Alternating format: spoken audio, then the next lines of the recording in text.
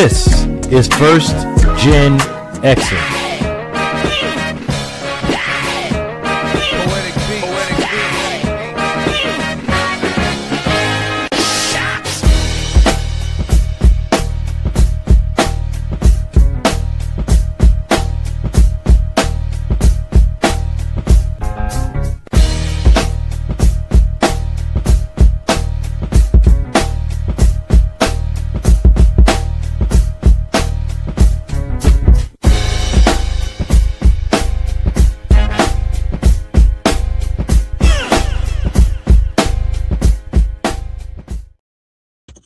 Hello, and welcome to tonight's edition of The Classroom, featuring, tonight just me.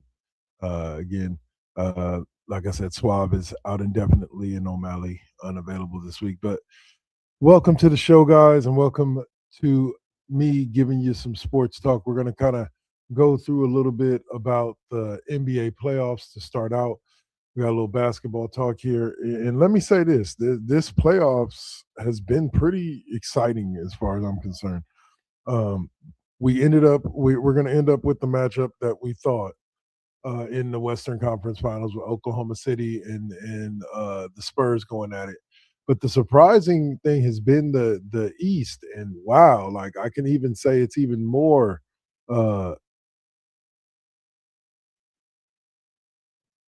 it even has more like parity. Like the West had a little bit of it, but the East has a lot of it. Like you zoom in over here and you see that Cleveland is currently leading the Pistons. It's not that they're paper champions. It's not that they're fool's gold, but I just didn't see them as NBA favorites coming out of the East with teams like Cleveland and the Celtics out there, even though the Celtics didn't even make it out the first round. But the Knicks, like teams like that out there, I just didn't see the Pistons as making it to the NBA Finals. And right now, it doesn't look like they're going to. It looks like they will. Looks like they will. Oh, see. We got an O'Malley coming here. It looks like the Pistons may end up fouling out and being Cavs Knicks. Now the Knicks took care of the 76ers, who took care of the Celtics. Like that was an interesting series watching the Celtics go down with Jason Tatum and Jaylen Brown both on the court at the same time, and basically their full roster for the most part healthy. The Celtics, the Celtics were a team that I thought should have been the favorites over the Pistons. They didn't end up with the 1 seed, but I thought they should have been the favorites over the Pistons to come out of the East. And like I said, they were eliminated in 7 games in that first round. The Knicks took care of the 76ers because the Knicks, after going down, hold on one second.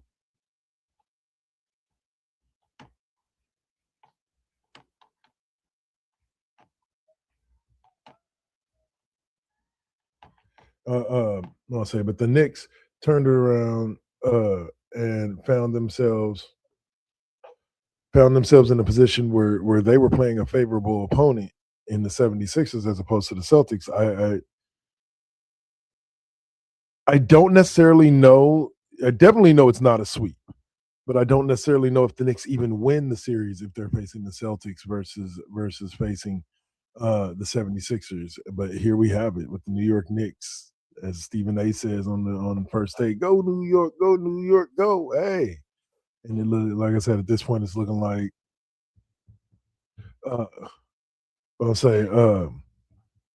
it looks like they might be taking on Cleveland, which gives them a very good chance, being as they finish as the 3 seed over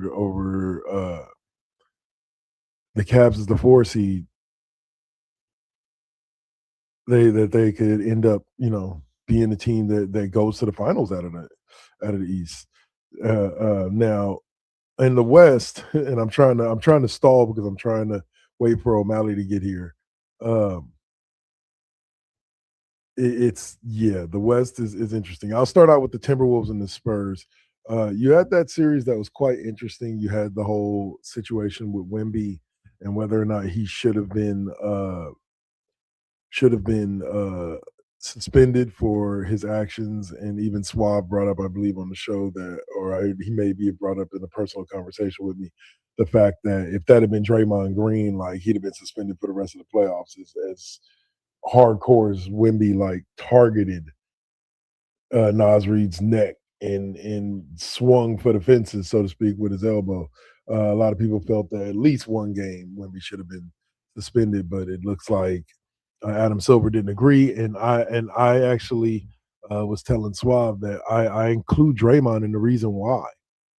I believe that people can be as mad as they want at Draymond and say, "Oh, he deserved that suspension," and da da da in the NBA Finals in 2016. But Adam Silver got some flack back about that suspension, and not just from Warriors fans, but from other people as well. And I think in this situation, he learned like that sometimes, yeah, like fine them, whatever, but don't sit them down. Don't suspend them. Not when they're the star players. Like I hate to say it like that, but just like in hockey, goons exist for a reason in hockey.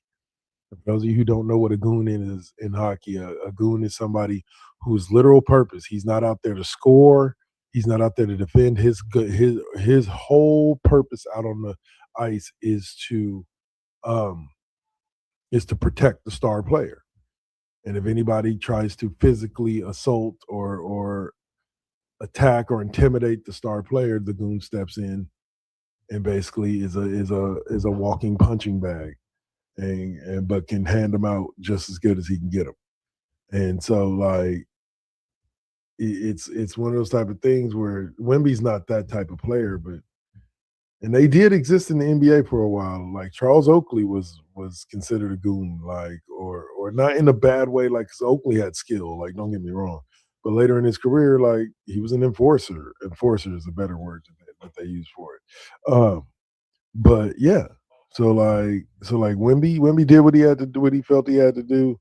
He got fined for it, big fine. They didn't suspend him. But I do agree, if it was Draymond with his history, Draymond's probably going out for the playoffs. It sucks, but it's true. Let's see. Uh Dang, I've been trying to hold off on talking about this whole time to give O'Malley a chance to get in here. Come on. Come on and join me, mama.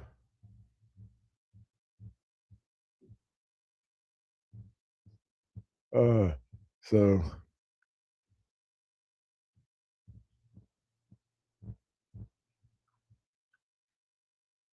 there we go.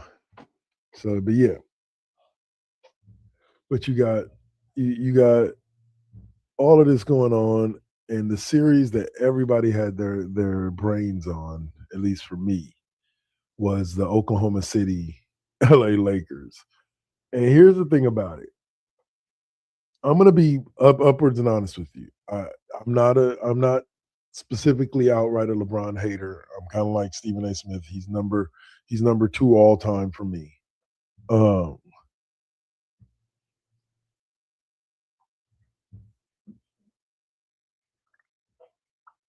well I say the everybody thought coming into this series, Lakers had just knocked off the Rockets, looked good in doing so. They did it without Luca and pretty much for the most part without Austin Reeves. And a lot of people thought, well, here we go. Here the Lakers, LeBron, they're gonna make a run. And even without their best players. But I want to say like game 5 or game 6, they got back Austin Reeves, and that kind of helped out a little bit. And had they made it to the conference finals, I believe they might have gotten Luca back like game 6 or game 7 or something like that. If they made it that far, but let's just say they didn't make it that far. The Oklahoma City Thunder came in and handled business in all four. Here she is. Welcome to the show, Miss O'Malley. Here I am. Sorry, I totally freaking passed out. All good, all good. Happy to have you here. So I was trying to. I stalled and stalled as much as I could. Covered every other series because I was saving this one for us to talk about, and that is the Lakers and the Thunder. Love it. Yeah.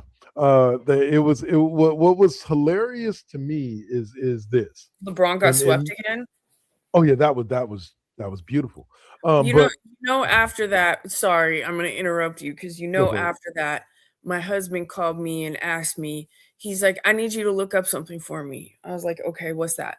He said, I want you to look up how many times LeBron has been swept in the playoffs. Okay, bet. All right, 4 times. He said, okay, all right, now I'm gonna need you to look up how many times did Kobe get swept in the playoffs. I said, I bet. I said, okay, 3 times. He said, yeah, that's what I thought. It's what's hilarious to this is I saw a rash after game 4, a rash of what did you expect post all throughout the NBA groups that I'm in. What did y'all expect, man? They didn't have their best players. LeBron's 41 years old. Look. We say this. Can't have it both ways. I feel like we say this every episode. Like, you can't have it both ways. He can't be a geriatric basketball player one day and the greatest thing to ever touch a basketball court, even at 41, ever since. Look, I get it. He's 41 years old. This was the diatribe I kind of went on earlier this week while reading these posts. What did you expect? Why are all these people expecting? See, these are the standards these are quotes that I'm reading. Look at the standards. LeBron's got to be the GOAT because look at the standards they're holding him to at 41. Wait a whole fucking minute here. The people who do not like LeBron, the people who do not care about LeBron, the people that they had zero expectations of him and the Lakers coming into the season. None, because they don't like the man. No expectations. The expectations were set by you, his fans, by the crazy Laker LeBron fans, by the crazy LeBron fans. Y'all were the ones that set the standard and the high expectations of what this team was going to do this year. And now that the team fell short, you want to be able to say, well, what did you expect? Well, we expected what y'all said. Right. I mean, and not the same narrative from the 2015 finals championship. I mean, this is literally the narrative of his whole fucking career. Mm-hmm. Well, what did you expect? He was doing it all himself. What did you expect? X, Y, and Z were out hurt. What did you expect? Blah, blah, blah. Well, then he's not the greatest of all time, you fucking idiots.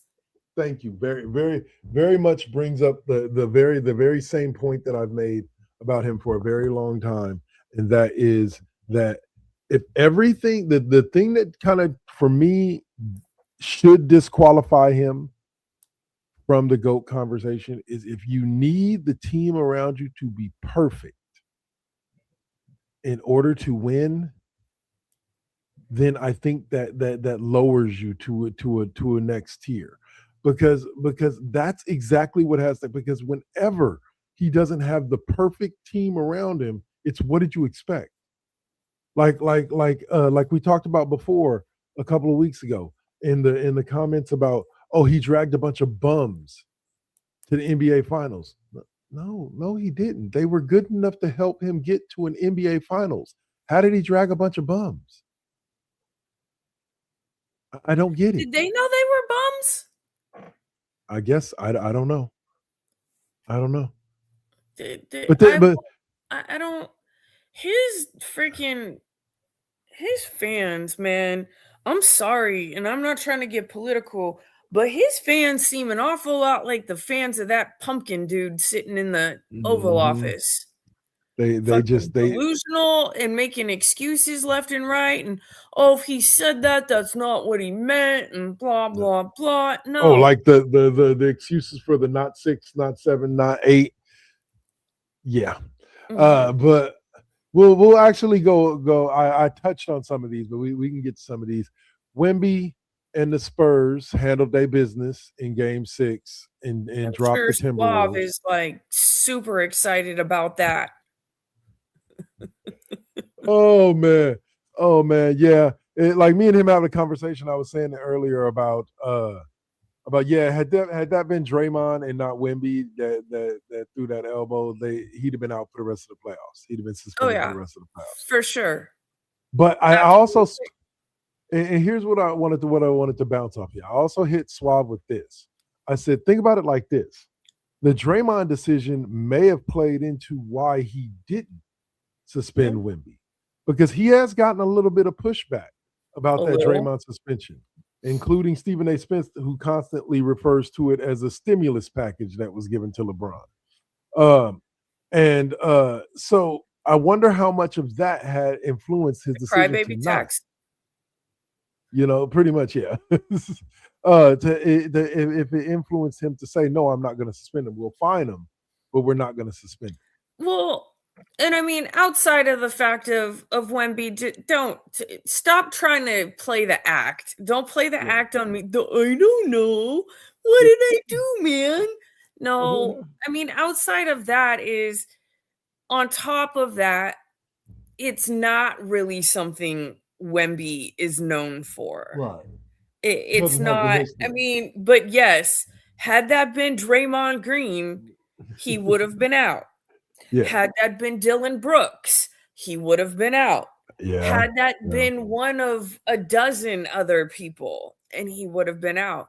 But I don't disagree, especially putting it in that context. Let the game play, let the series play. Don't let your decision be considered a reason why that series went one way or another.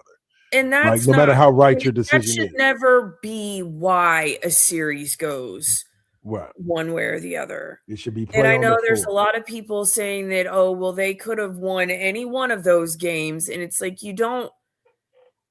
It's just like getting that fucked up call or the player hurt. It takes it. Well, it wasn't just that; it was a series of events that happened after that. Because then in that game 5, Iguodala gets hurt. In that game 5, Bogut gets hurt and goes out for the rest of the series. Yeah. So it was you threw the momentum off just enough to where it kind of tumbled and dumbleweed down the road. So yeah, that one game is the only game they were missing him. But by the time he comes back in game 6, it's a different squad now. It's not the same squad.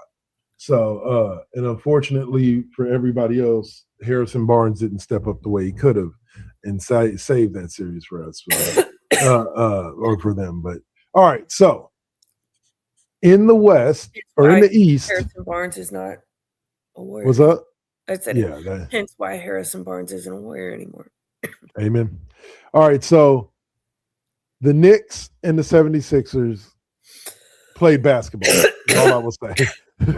It wasn't a series. There wasn't anything good about it. The Knicks are rolling since beating the Hawks, and they swept the 76ers. I don't think that's a sweep if it's Boston. Like, even with as hot as the Knicks were, I don't think that's a sweep if it's Boston. No. And I'll let you give your thoughts on what happened with Boston in the first round there. But yeah, the Knicks look like, at this point, I'll be honest with you, the Knicks looks like the favorites coming out of the East at this point. At least they should be. Yeah. I mean, if people are giving them their due credit, for sure. My husband and I have been talking about that. Like, honestly, I figured it would be between the Knicks and the Celtics. Yeah. That's where I had it. And I know he got all excited, about as excited as he was, with LeBron getting swept. He doesn't say the Lakers got swept. LeBron got swept. Right. But he was about as happy about that as like the Celtics going out when they did, because then, that's for sure. And, they're not going to have another one up on them right now, because that's a true Lakers fan who is concerned about, their actual legacy, not what this fucking dumb fuck is doing to the team. And if I hear one more motherfucking person say LeBron deserves a statue outside of crypto.com, I'm going to slap. I'm just Oh my goodness. No, yeah. No. No. I should get a get out of jail free card for being able to slap someone from saying that. But you know, does deserve one who's getting one, Miss Lisa Leslie herself. Yes. Yeah. I can't wait. Well, I'll say, all right. Yeah, she deserves one for her days with the Sparks. Amen. 100% she deserves one. Absolutely. LeBron, right, so- no. You want a statue, go to fucking Cleveland. Yeah, Cleveland, he deserves it. I agree. Yeah, I'll give him that all day long. Cleveland, Yep. maybe half a statue in Miami. Not really, Yeah. but Yeah. definitely. Maybe just like his left arm, and then like I don't know. Anyway, all right, but in the his thigh, you know what? Where or his calf? Where did he get the cramps during the? It's just the left leg where he got the cramps. Yeah. Or right. it's one of him bending over holding his leg. I don't know. Or being carried off the court. That's that one. That's good. That sums it up. In San Antonio. There we go. All right. So the final series, which is the Eastern Conference's 4th Game 7. The Cavs and the Pistons are playing each other. And I was saying earlier, like, I don't think the Pistons are paper champions, but even from the time they locked up the number 1 seed during the regular season, I never felt like they were the favorites to come out of the East. Like it's not a matter of like, I don't like the Pistons or the Pistons were, it's just a matter of like, I didn't think that they were that much of a threat. And so here we sit. Maybe they're the sleeper threat, even though, I mean, how much can one say they're the sleeper threat if they came in as the number 1 seed? But I mean, it's the one. By that, I don't even mean by what seed they came in, but just by, it's not a team that you necessarily had expected to be where they're at right now. True. For their season. So, and I think that it's always been thought that, even more so maybe than the Knicks, that it would have been between the Celtics and the Cavs, or the Cavs and the Knicks, right? Yeah, like, very true. So it's no disrespect to the Pistons at all. At all. Like, I don't know where the fuck y'all came from, but I think that's where we're at with it. I think they're a year or two away from being able to make that run. I think Jalen Duran needs to grow up a little bit. I think Cade Cunningham needs to get just a little bit more feet underneath him. I think they're a year or two from being able to make that run, able to be the 1 seed and make that run to the finals. But I just didn't think it was going to be this year. But I also think that the writing is on the wall here. Like, we're just waiting for the Knicks to go to the finals. Yeah. Because, I mean, what's going on right now, it almost feels like this is going to be the epitome of you won the battle but lost the war, because the energy that is getting expended in this series. Oh, yeah. They're going to be dead tired by the time they meet the Knicks. Well, here's the thing. Be nice and rested. well, lightning update here. It don't look like the Pistons are going to be playing the Knicks. The Cavs is currently up 17. So like at halftime. So unless the Pistons do something miraculous in the second half, but people got to remember. We watched the Dream Aces game this morning, and the Dream had been down by 19 to come back to almost win the damn game, lost it by 1. Yeah, and if true. this was Golden State, we'd be like, that ain't shit, right? That's a half a quarter. Just give Steph the ball. Give Steph the ball and let him shoot it from half court. He'll hit it every time. But yeah, so we'll find out probably by the end of the show whether or not it's going to be the Cavs or the Pistons. I do like the fact that both teams are coming off a 7-game series. And like that was this is the 4th 7-game series in the thing. Whereas in the West, not a single series has gone 7 games. Not a single series has gone past 6. And like I said, now we can talk a little bit about the conference finals matchup. Well, for the West, we don't know what it's going to be in the East, but I think Thunder Spurs is probably one of the most interesting conference championship matchups. I am here for it. I think 100%. this is what, like, we've been talking about what we wanted to see anyways. Like, this is the who we've had 1 and 2 pretty much all season. So like, this is the showdown really of the young teams. Yep. Now, granted, the young teams with one team now having that recent experience, but this is going to be a good series. This might end up being a more interesting series than the finals, to be quite honest. This may be the finals, so to speak. This could be the finals. Yeah. Like a couple of, a few years back when it was like Kansas City, it was inevitable that Kansas City was going to win. So San Francisco Super Bowl was whoever they played in the conference championship. But yeah, like same thing. And then like, because I do think whoever comes out of this series is the inevitable NBA champion. I do too, depending on how unscathed they come out of it. Yeah. Well, it's going to be a battle. I would be surprised if this goes anything less than 6 games.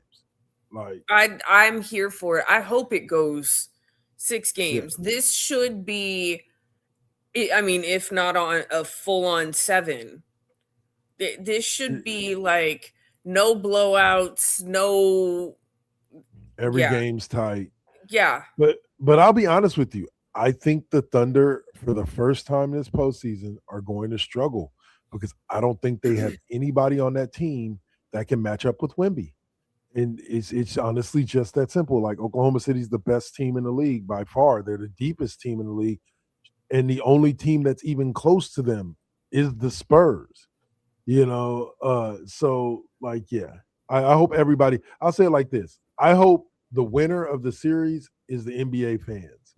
I genuinely hope we get a series. Like, I hope nobody gets injured. Like, everybody stays healthy and they battle like 2 heavyweight boxers over a world championship. And we get to see an amazing matchup. Because I genuinely think, here's what's funny, is I genuinely think a matchup between the Knicks and either one of those teams could be a similar thing in the finals. I think the Knicks are not as deep as the Spurs or Thunder, but if you go down one more level from the Spurs and Thunder and how deep they are, the Knicks are in that range. They're a pretty deep squad. So I would love to see the Knicks go up against either one of them. I don't know about the Cavs or the Pistons. Like, I think that's a sweep with either the Thunder or the Spurs. But I think with the Knicks, they can make it a series. But what are your thoughts on the conference finals as they sit? Well, we don't know how one sits. I mean, well, with the West, like I said, I think this is going to be the finals. This is going to be more interesting than the finals. The Knicks, it'll be interesting to see who they get. I don't know. I kind of want to see Oklahoma City pull this one out. Yep. It's going to be interesting because, as you said, Wemby, and that's going to be, so that'll be interesting.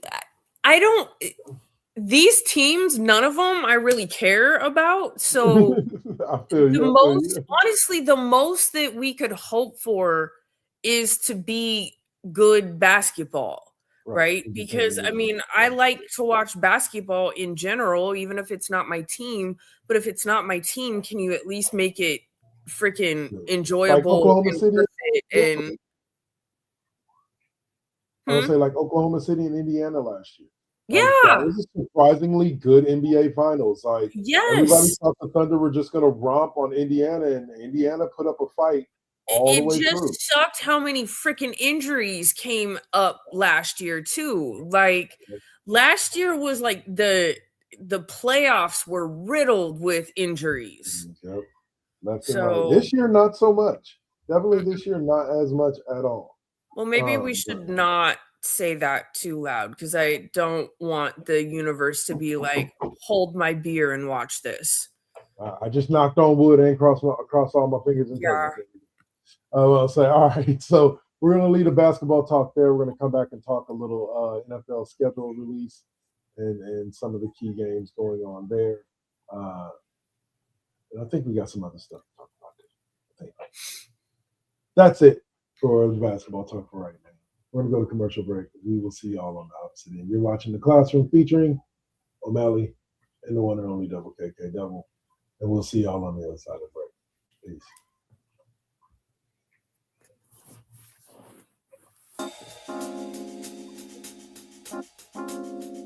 We back at it. Yep, we still doing it. Poetic beat. First GenXers. Gia. Let's get it, y'all. Come on. We back in the building. It's been a long time cooking in the soup kitchen. And I'm chilling with the same. Dropping these beats won't stop, nope, I can't. Let me get up in the lab, turn it up. Game on with the First GenXers. What's up? Let's flip on the Switch or the Xbox and get up in my zone, I'm clowning. Let me clear my throat for a minute. Shout out to my folks while I'm in it.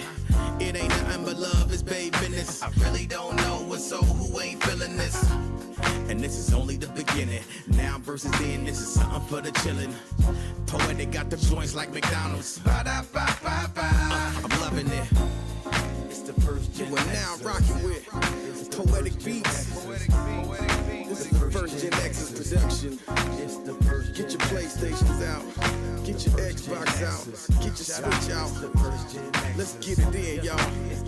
Holla back.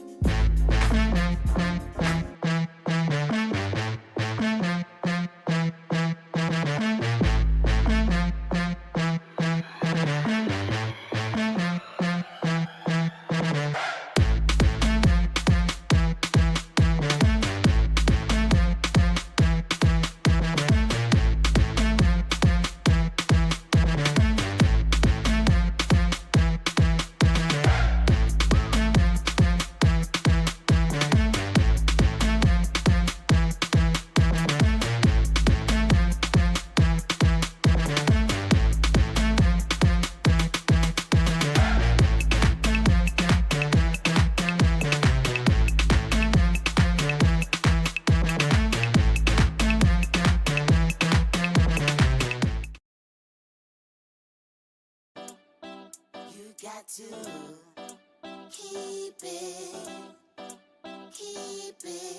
You got to keep it lovely.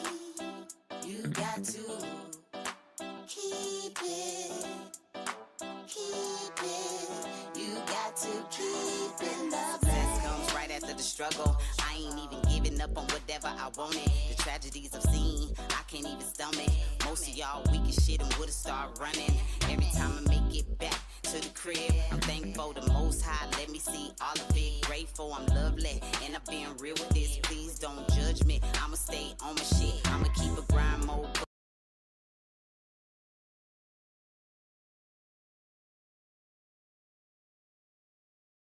Adams family like dynamic between Pugsley and Wednesday. Like, very true. Yeah. Well, I always temper this because I think I did not like the receiving caution tagline. I've also seen what Chase Center looks like when the Valkyries are fucking playing, so fuck all of you. Because Chase Center is packed no matter what's going on.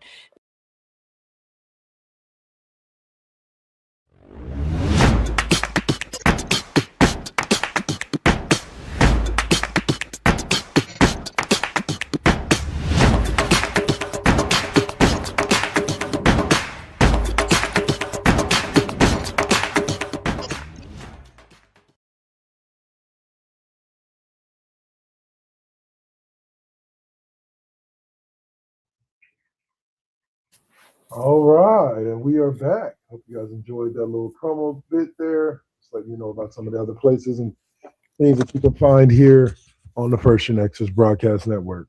All right, so what was I going to say? What was I looking at? Okay, so we are going to talk a little bit about the NFL schedule release.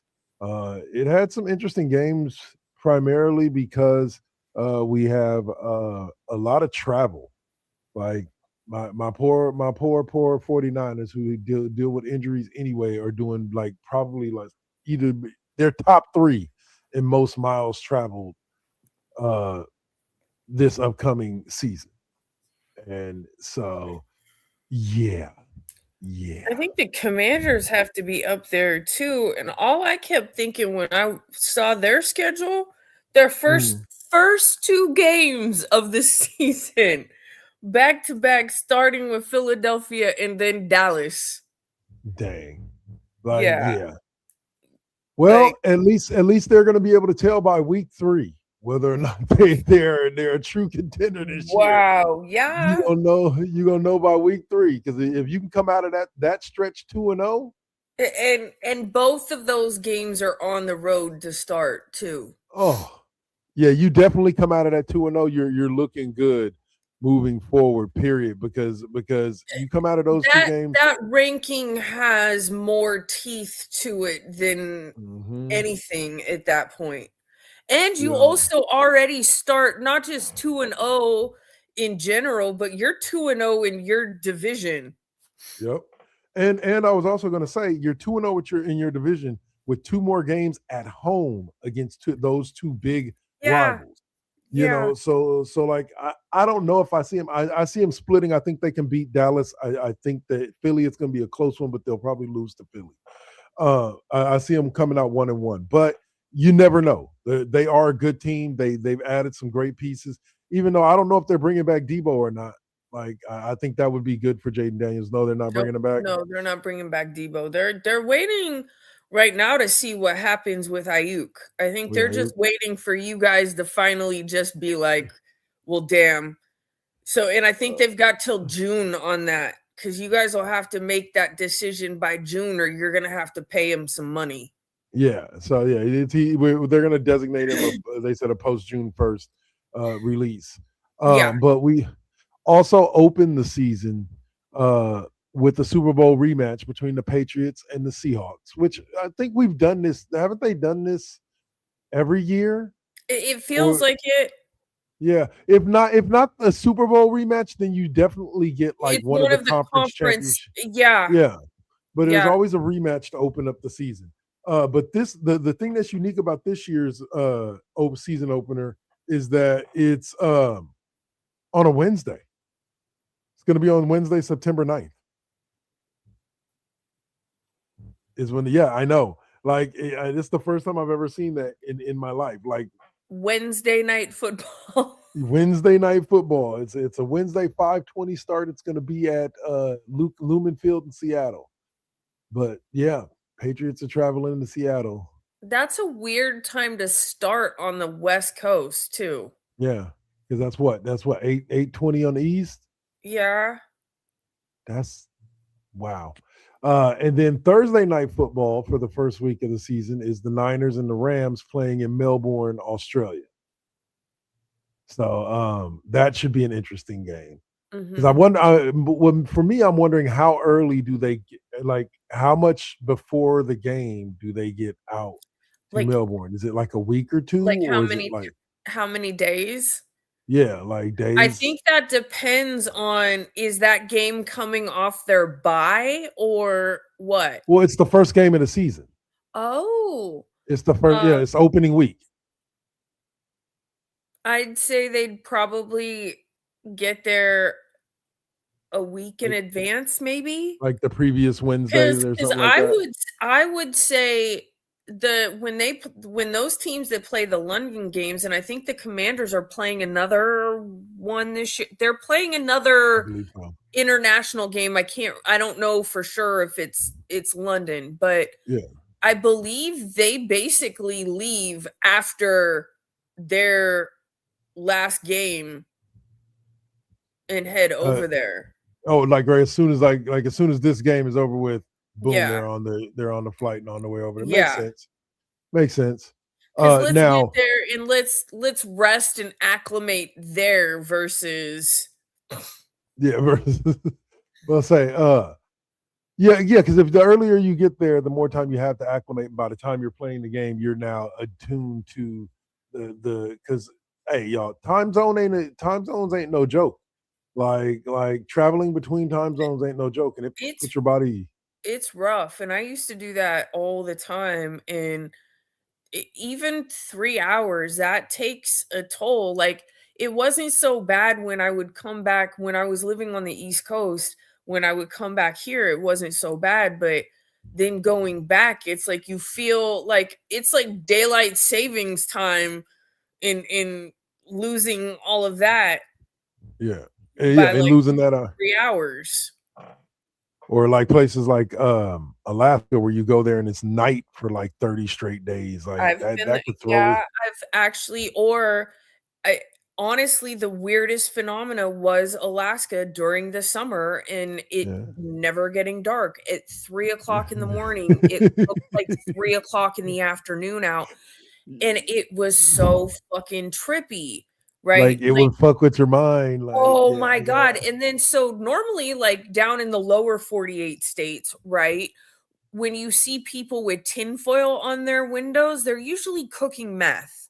yeah. Not in Alaska. Okay. Everybody, like a lot of people will do that because it keeps out the light during the summer, Yeah. because that really throws off your circadian rhythm. It really Mhm. fucks with you because it's starting to get dark is like your body's natural thing that says, "Oh, hey, it's time to start winding down." But then you look at the clock and it's like, "Oh, it's 3 o'clock in the morning. Why am I sitting here still folding laundry?" Yeah, exactly. The There is fuck? no atmospheric signal to your No, body that there it's time to is go to sleep. at a certain point in the day, Yeah.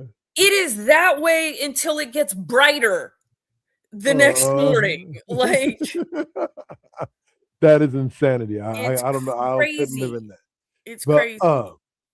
the next thing is Netflix continued this live sports push by acquiring broadcasting rights for 5 regular season matchups, and the official NFL honors category.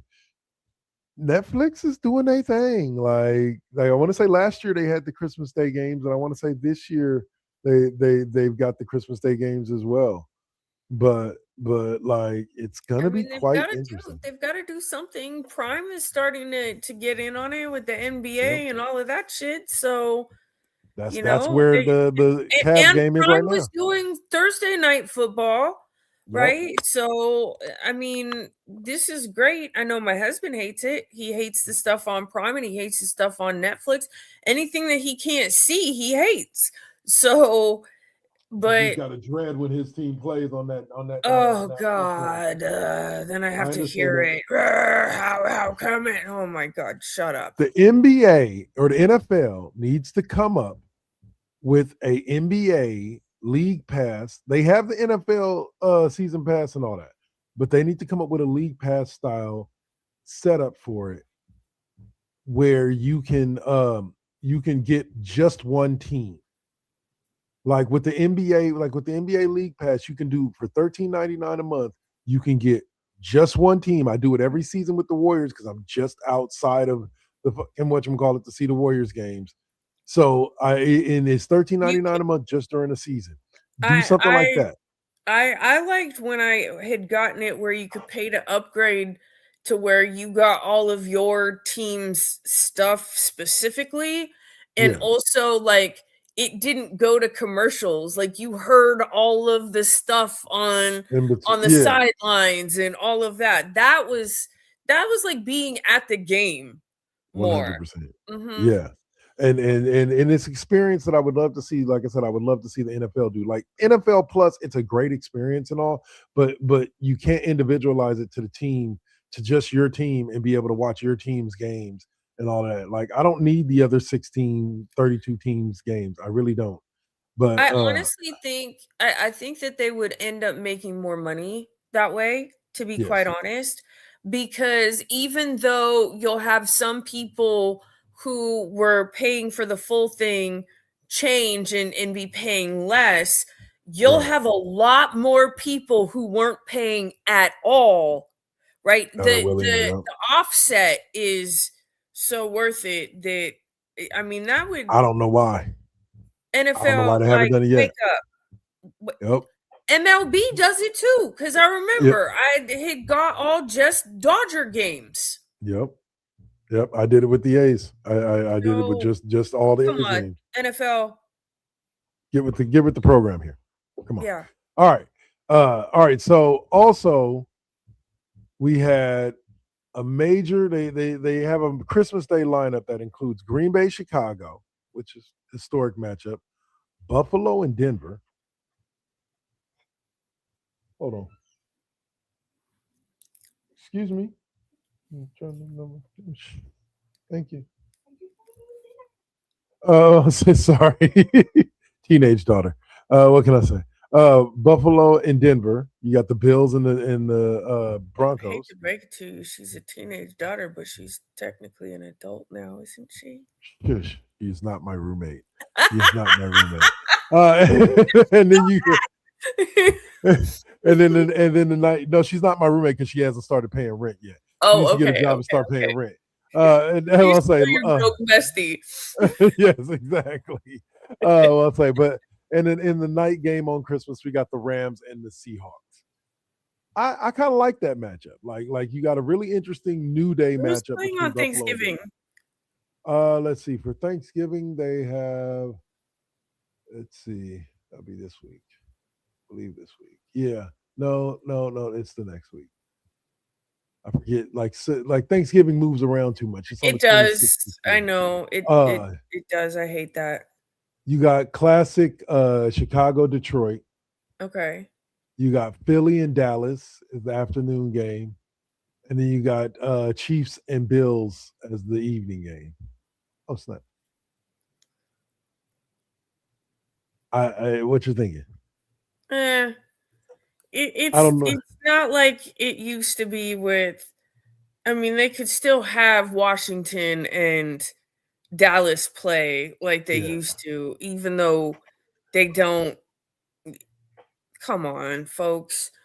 Those I mean, I think out of all of those, the most watched would probably be Dallas and Philly. Mm-hmm.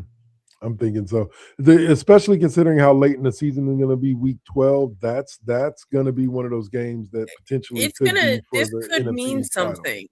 I mean, that is if Dak even lasts that long into the season. You want to know something crazy? Is that Ryan Clark actually did his predictions for the Cowboys season and actually had the Cowboys going 12-5. Had them beating my 49ers. I was like, Ryan, come on now. But losing in like the first round of the playoffs, right? They didn't predict into the playoffs, but I'm pretty sure they probably would have. That's the pattern. They're not delusional, at least not totally. It's I tell people it's going to be one of those seasons where I think we're going to see a lot of surprises. I think Dallas winning 10, 11 games would be a surprise to a lot of people. I think I want a season that we do not come into all of this same old predictable shit. Yeah. I would like to see the underdogs become the top dogs, except for Cleveland. No one really wants to see them ever do anything, and except for the Raiders, because, well, I'm sorry, Mendoza. I know that you weren't there initially as part of my hate, and it's not your fault that you got taken by them. And I feel really terrible for the fact that your career is going to go nowhere fast. Oh man! But the Raiders they're gonna Raider. They're gonna Raider. They're gonna. I hate to say it, and yes, okay. Same thing I tell my husband. He calls me a hater. He says I'm just upset and I'm mad and I'm angry and I'm in my feelings and the love is still there somehow. But I'm no, absolutely not. Done. And even if I am a hater, even if all of that is true, that doesn't negate what I'm saying is true. I feel you. I feel you. There's a black cloud over that team, and there's a reason for it. His name is Mark Davis. Uh, and it looks like, let's see, it looks like my 49ers only have one Thursday night game this season. And it looks like the Raiders do not have a single Thursday night game this season. I'm scanning around. Nope. Well, We open that up week says one. a lot. We open up week one with wait a minute. No, the Niners have a week one because they're the Melbourne, Australia game. No, that's Wednesday. No, that's the Seahawks game is on Wednesday. Oh, okay. So The yeah. Seahawks Patriots game, and then the Niners Okay. the Niners Rams is Thursday. So they got two Thursday night games this year. Let's see. And Sunday night games we kick off week one with. They're considering that's hilarious. They are considering the week one Wednesday night game a Sunday night game. Like I pulled up on ESPN. Here, I'll show you. I pulled up on ESPN the Sunday night football schedule, and here at the very top is the Wednesday night, September 9th, New England Seattle game.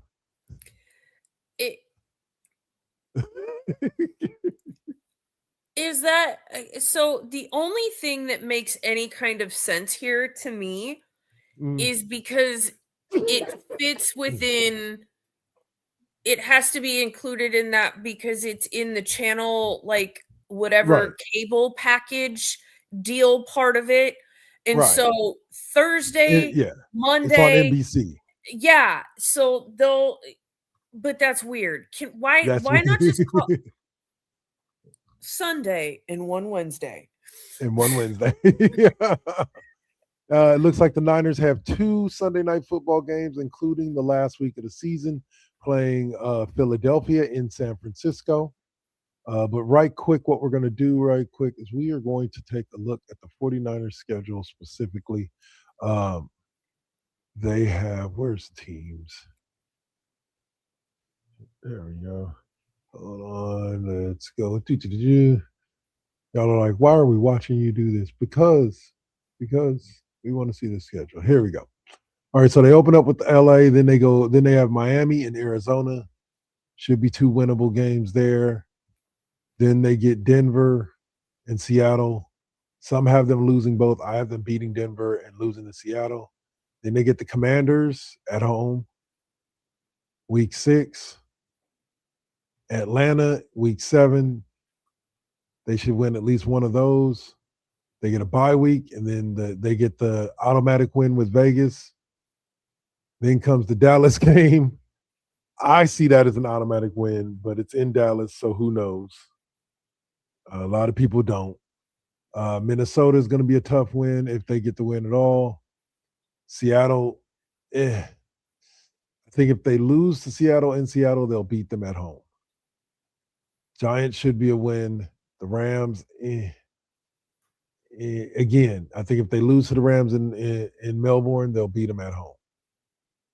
And then Chargers, I think they get the Harbaugh revenge game. Everybody has them losing to the Chiefs, so I got them winning. Eagles, kind of same thing.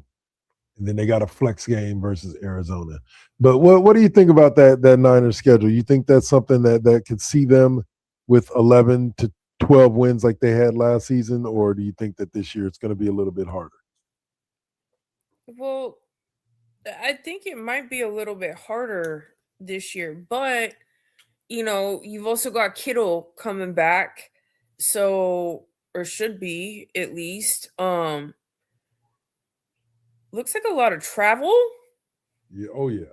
A lot of that's rough. But it's a good schedule. I feel like it's a rough strength of schedule type schedule. 100%. Like I definitely think I don't. It's not like the NBA screwed them. No, the NBA didn't screw them, but they do have a yeah, a lot of like I said, the game against Los Angeles, which is on Netflix, by the way, is in Melbourne, Australia.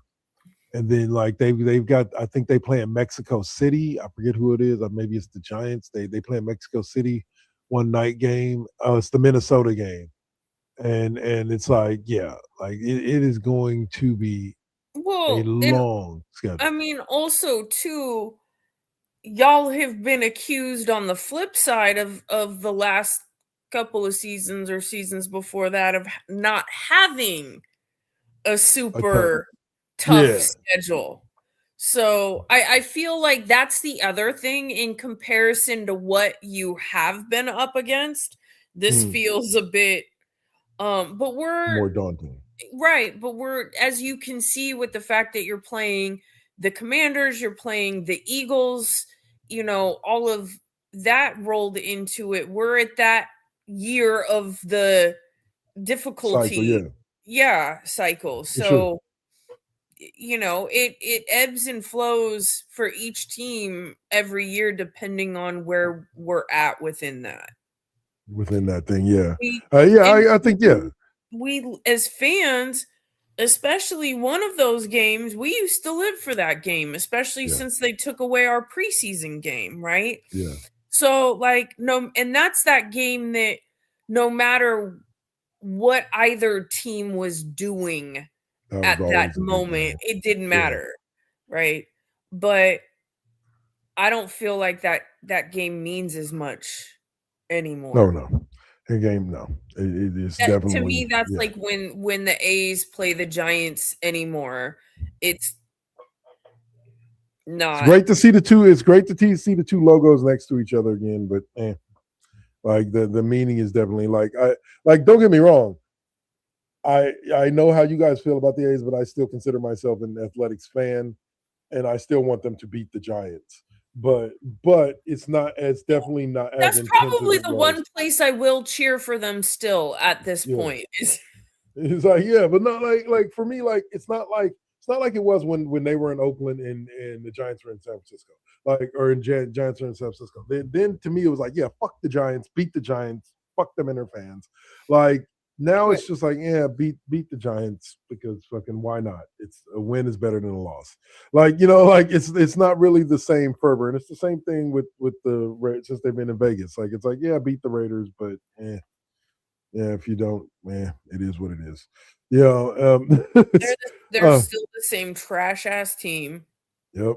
So, but there is a new stadium being opened for a not trash ass team, and that is the Buffalo Bills will be officially opening their brand new Highmark Stadium in Week 2 during the primetime Thursday night game against the Lions.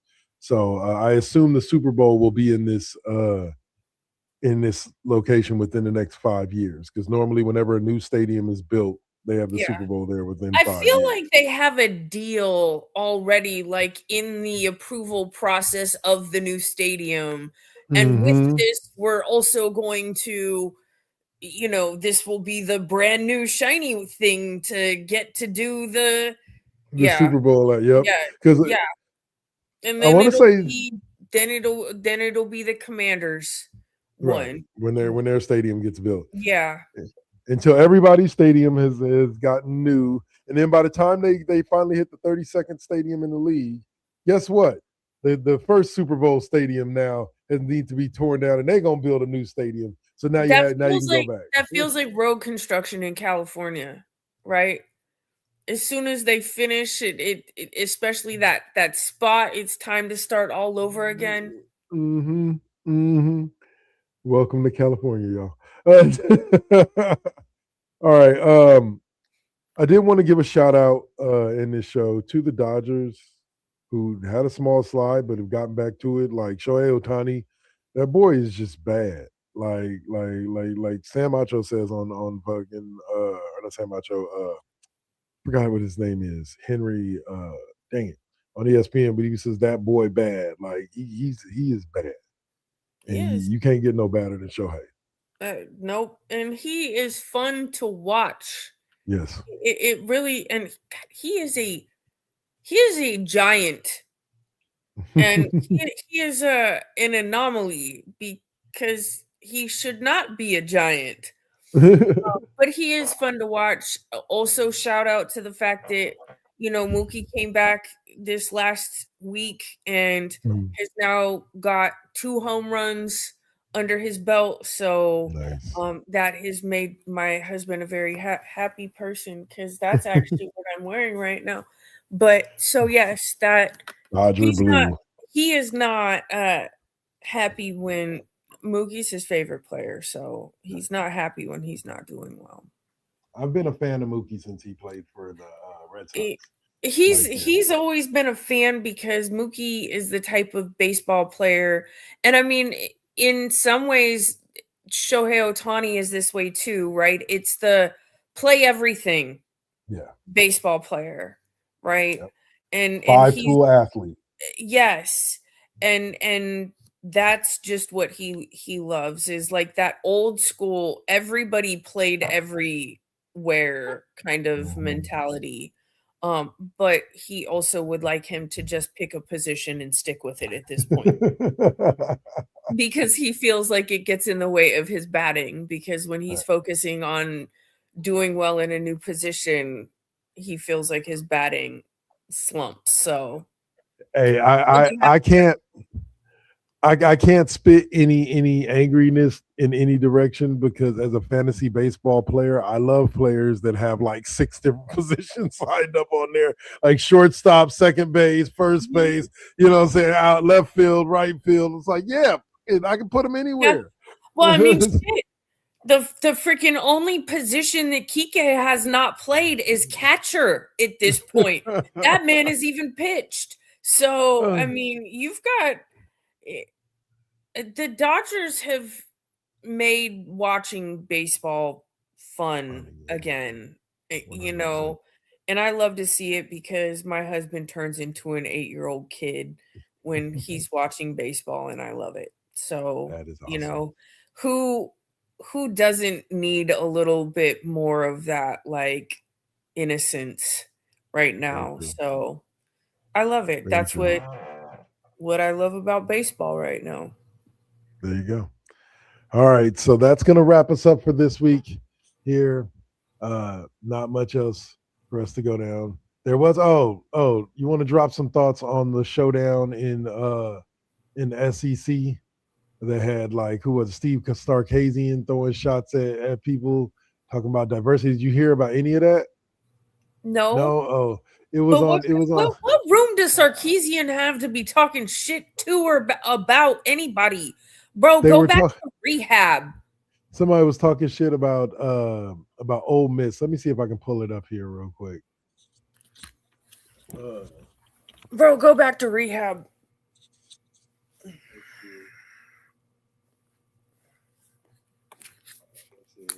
see, coach. Don't let me now, Google.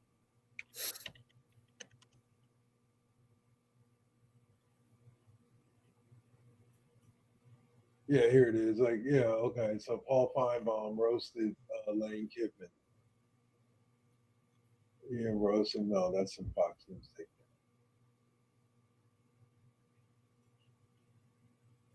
Yeah, so okay, so it looks like it was Lane Kiffin talking mess about Ole Miss and talking about how where his new school he's at, he there's a lot more diversity and so on and so. Yeah, it's just a bad look. I mean, yeah.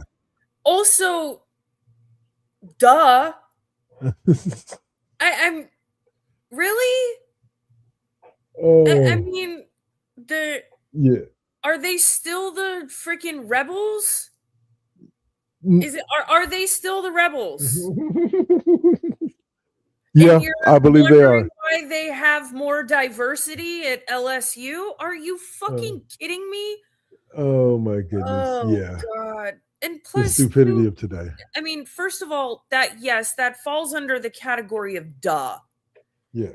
Second, anything at this point of him saying anything about Ole Miss, regardless of how true it may be also really weird coming from a rich white man on top of it, right? Yeah. Little tone deaf.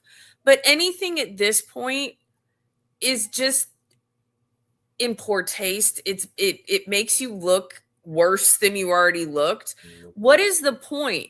You came up supposedly, right? You chose, sir, you chose to leave.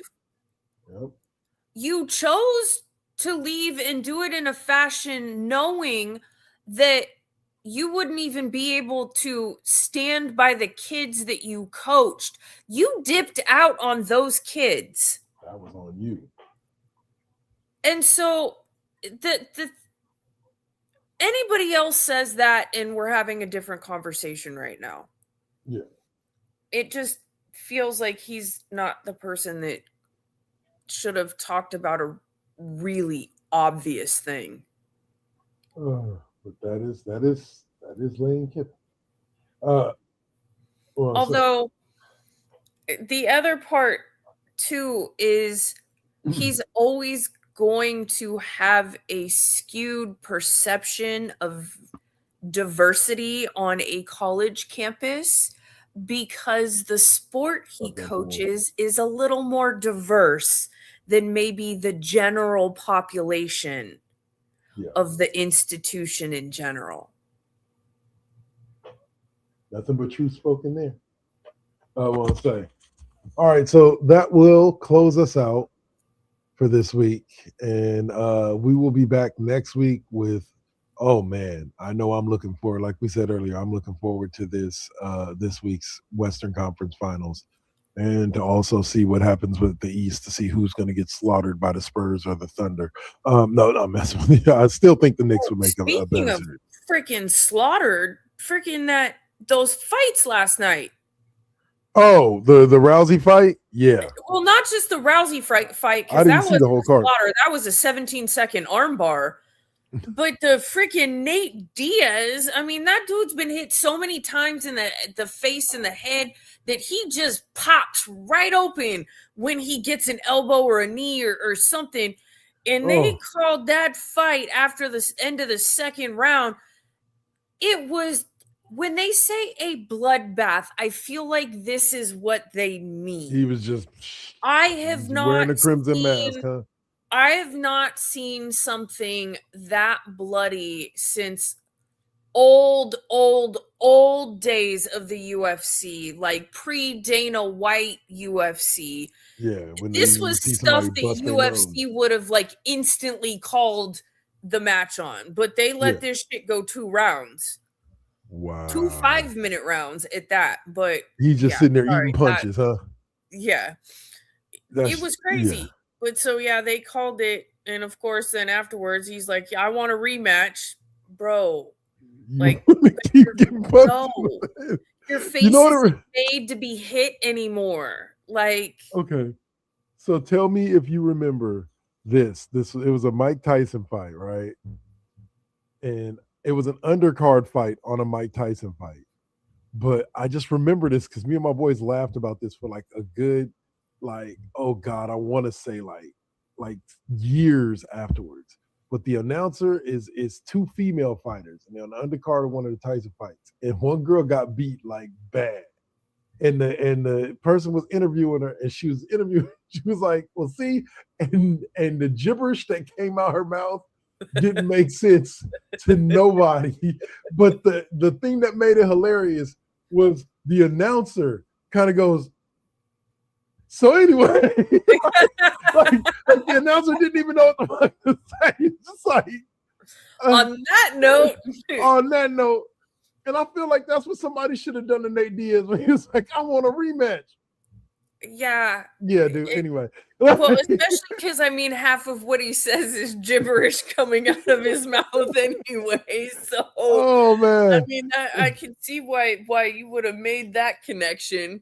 Yes, but it brings memory to that because, like, dude, like when you get in the ring and you get owned, like there has to be a level of self-awareness that's like, maybe go train for a little bit more before stepping in the ring with that particular No, person. how again. about stay retired with your old ass? How about that? Stop coming back for the payday, huh? Yeah. Bro, your head has been split open one too many times. Like, this is what every fight is going to look like from here on out because it does not take much to split you open. But Adrian, this is all I know. This is all I know. I mean, he sounds like that too. Bruh, it's clear you've got CTE, okay? So Oh can man, you I'm not please laughing at the CTE, just- y'all. So don't come for me in the Yeah, he comments. is. But yeah, But seriously, just yeah, Kenny Florian should have just shut that shit down. yeah, 100%. But you know, everybody wants to make a dollar. Like even though Mike Tyson made himself look like a fool, like Boo Boo the Fool against He got paid. Jake Paul, he got paid. Got paid, and that's one thing that I cannot believe that I am giving this man any kind of credit. Yeah, But he's getting the women paid, and he's getting some people paid, but especially the women. Mike Tyson, he got him. Yeah, I respect that. I respect the hell out of him for that. yeah. Everything else, he's fucking ridiculous. But Well, it was like I said earlier. Like I know you don't watch wrestling, but Logan Paul, his brother, is a professional. He made himself into a professional wrestler. And I was telling RuneScribe, I was like, look. no, he's trying to convince everyone else that he's made himself into a wrestler.